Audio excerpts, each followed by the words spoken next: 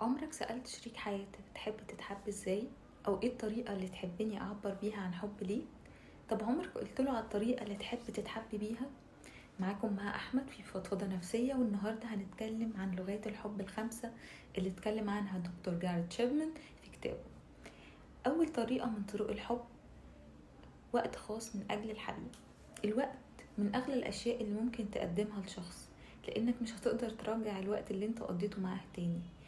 من المنطلق ده في ناس كتير بيقدروا جدا انك قضيت وقت معاهم وانك اهتميت بيهم هم وبس. تاني طريقة من طرق الحب: الافعال اقوى من الكلام. في الحب دايما الافعال اقوى واهم من الكلام.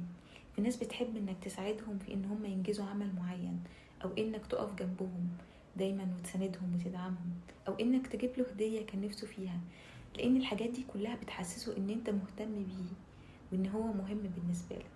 تالت طريقة من طرق التعبير عن الحب هي التلامس الجسدي، ولأن جسمنا ذكي فبيقدر يفسر اللمسة الجيدة اللي فيها حب، زي القبلات والأحضان وتلامس الأيدي.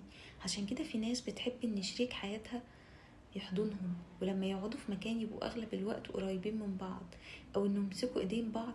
فطريقة من طرق التعبير عن الحب، هما بيحبوا إن هما يتحبوا بالطريقة دي. تالت طريقة من طرق التعبير عن الحب هي الإطراء وكلمات التقدير.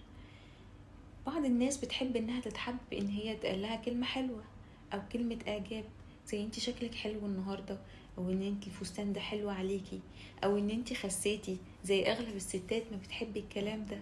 والتقدير، مين فينا ما بيحبش التقدير؟ ان انا اقدم حاجة لغيري واحس ان اللي قدامي بيقدرها، دي حاجة بتبقى كبيرة قوي، وحاجة بتخلي اي حد فينا يستسهل اي حاجة مهما كانت صعبة. الست لو دخلت عملت اكلة حلوة وجوزها قال لها تسلم ايدك بتتبسط، والراجل لو جاب طلبات البيت ومراته قالت له شكرا وربنا يخليك لينا بيتبسط وبيحس ان هو متقدر. فما تستخسروش في بعض الكلمة الحلوة، لان بجد اثرها بيبقى عظيم جدا على اي حد فينا. خامس لغة من لغات الحب هي تلقي الهدايا. انك تبعت هدية لحد بتحبه من حين لاخر بتعرفه انك بذلت مجهود مخصوص عشانه، وبيكون ليها اثر كبير على متلقي الهدية، بتعرفه انك بتفكر فيه. ودي كانت لغات الحب الخمس اللي بتختلف ترتيبها من شخص للتاني حسب انت بتحب تتحب بأنهي طريقة.